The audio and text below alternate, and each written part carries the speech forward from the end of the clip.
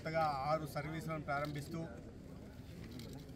కదిరి నుంచి శ్రీశైలం, కదిరి నుంచి బళ్ళారి, అదే విధంగా హిందూపూర్, కదిరి, అనంతపూర్ మధ్య 6 కొత్త సర్వీసులను ప్రారంభిస్తున్న సందర్భంగా రాష్ట్ర గౌరవ రవాణా శాఖ మంత్రులు శ్రీ రాంప్రసాద్ రెడ్డి గారికి, అదేవిధంగా గౌరవ ముఖ్యమంత్రి చంద్రబాబు నాయుడు గారికి సత్యసాయి జిల్లా ప్రజల తరఫున ధన్యవాదాలు తెలియజేస్తున్నాను. ప్రజల రవాణా సౌకర్యార్థం ముఖ్యంగా పేద ప్రజలు జిల్లా కేంద్రానికి హిందూపూర్ నుండి అనంతపూర్కి, అదేవిధంగా ఎక్కువ మంది వ్యాపార రీత్యా బళ్ళారి వెళ్తూ ఉంటారు కాబట్టి బళ్ళారి దాకా, ఎక్కువ మంది శ్రీశైలం మల్లికార్జున స్వామి దర్శనార్థం కూడా ఈ ప్రాంతం నుంచి వెళ్తూ ఉంటారు కాబట్టి వాటిని దృష్టిలో పెట్టుకొని వారి సౌకర్యార్థం ఒక ఎక్స్ప్రెస్ సర్వీస్ను కూడా శ్రీశైలం దాకా వేయడం జరిగింది.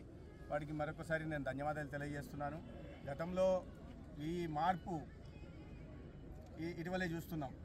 కొత్త ఎన్డీఏ ప్రభుత్వం వచ్చిన నాటి నుండి ఈ మార్పు కనిపిస్తూ ఉంది. గతంలో ఆర్టీసీకి సంబంధించి అనేక విధాలుగా తప్పుడు నిర్ణయాలు తీసుకొని ఆర్టీసీని నష్టాల్లోకి నెట్టివేసిన విషయం కూడా మనందరికీ గుర్తుండే ఉంటుంది.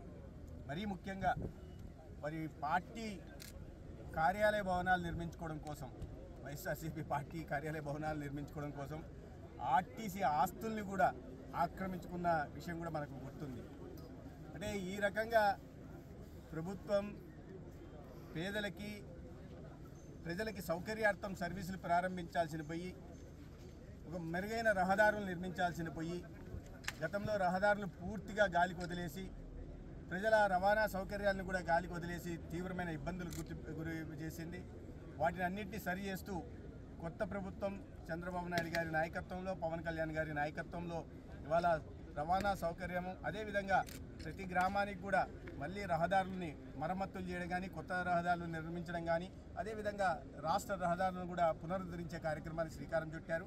నిన్ననే మనం చూసాం, ముఖ్యమంత్రి గారు జాతీయ రహదారులను కూడా అనేక చోట్ల గత ప్రభుత్వం, కేంద్ర ప్రభుత్వం మంజూరు చేసినప్పటికీ కూడా భూమి సేకరించకపోవడం వల్ల అనేక జాతీయ రహదారులు ఎన్హెచ్ఏ ద్వారా కానీ, మోర్త్ ద్వారా కానీ ఆగిపోయిన విషయాన్ని కూడా మనం చూసాం.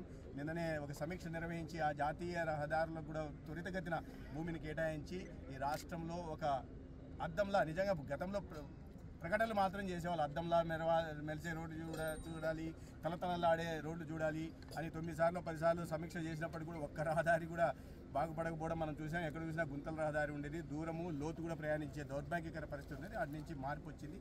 ఈ ధర్మవరంకి వచ్చి ఇవాళ ధర్మవరం ప్రజల సమక్షంలో ఈ సర్వీసులను ప్రారంభిస్తున్న సందర్భంగా మంత్రి గారికి మరొకసారి ధన్యవాదాలు తెలియజేస్తున్నాను.